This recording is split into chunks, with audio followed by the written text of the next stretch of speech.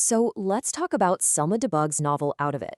This is a story that really gets behind the headlines, you know? It's all about one family's struggle to get out. They're stuck, caught between Gaza, London, the Gulf, and this is their story. Okay, so the book kicks off with this one sentence. These were terrible times, but the email changed everything. Wow. Right from the get-go, you've got this mix of total despair and this tiny little spark of hope. And that's pretty much exactly where we find our main character, Rashid.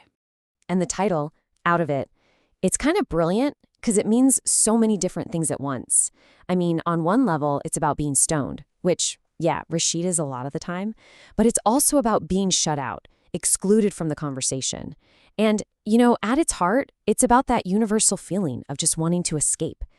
That one phrase, it's the key to the whole book. So before we can really get into how these characters try to get out of it, we've got to understand what they're trying to get out of, right?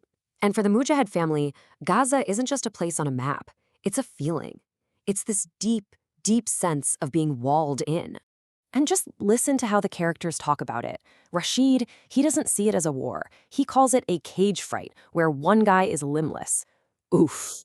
And when he thinks about Gaza from the air, he sees dried out coral, like a skeleton.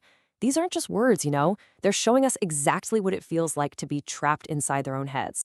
So the big question is, how do you escape something that feels inescapable? Well, the novel gives us three different answers through the three Mujahid siblings. Each one has their own plan, their own way to try and get out of it. Let's take a look at each one. All right, first up is Rashid. His whole plan is super personal.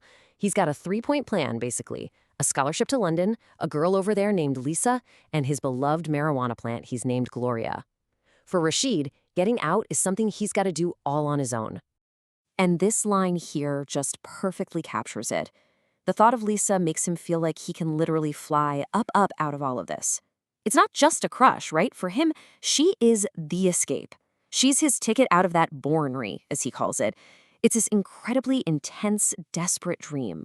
Then you've got his twin sister, Iman, and she is the complete opposite.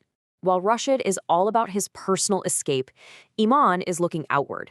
Something terrible happens, one of her students is killed, and that just flips a switch for her.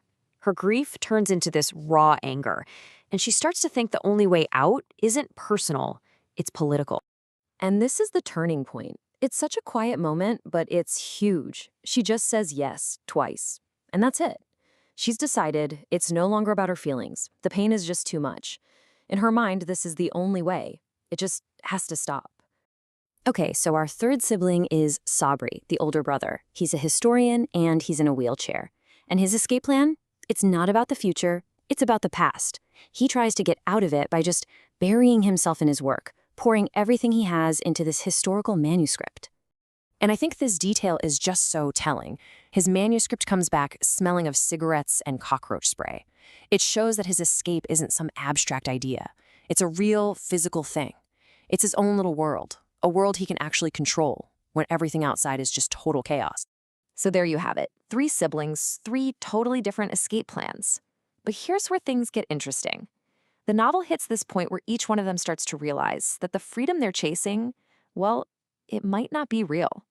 It might just be an illusion. Take Iman. She gets to London, and what does she find? Not freedom, but a whole different kind of prison. Everything feels shallow, one-dimensional. It's like the chaos of Gaza is replaced by this cold, empty silence. And in a weird way, that silence is just as suffocating. And then there's Rashid. Man, his dream just completely implodes. It happens so fast. He gets to London, he's full of hope, and then, boom, he has this terrible dinner with some government guy, boom, he gets arrested at a protest he wasn't even really part of, and boom, he's detained for drug possession and deported right back to where he started. His great escape? It turned into a trapdoor. But the real killer? It's this line from Lisa. His Lisa. She tells him to keep his dirty laundry to himself. But what she doesn't get is that for Rashid, that crap is his life. It's his reality. And in that one moment, you just see this massive, uncrossable canyon open up between them. The dream is officially dead. So all the escape plans have failed. They're all forced back to square one. And they're forced to face this really hard truth. Maybe the prison isn't just a place. Maybe it's something you carry inside you. Rashid gets back home, and the first thing he sees is that his plant Gloria is dead. And it's so much more than a plant, right? Gloria was his little piece of cultivated freedom, his personal escape plan in a pot. And now it's gone. To make things even worse, he's not even allowed to stay. He's basically forced to go to Canada. He just traded one prison for another. And this line from Sabri, it just hits you like a ton of bricks. He says the occupation has made them all amputees, legless in Gaza. He's realizing it's not about physical walls. It's about what it does to your soul. It cuts off a part of you, leaving you unable to really move on, no matter where you go. So when you look at where they all end up, it's pretty bleak. None of the escapes worked. Rashid's trapped in a new kind of exile. Iman's trapped by a radical choice that's going to define her whole life. Sabri is just stuck, unable to even finish the book that was his only escape. It turns out every path they took just led them to a brand new cage. Which brings us right to the end of the book, and look, it does not give you any easy answers. Instead, it throws that title right back in your face and makes you ask one last time, what does it even mean to be out of it? So, can anyone in this story ever really get out? That's the question.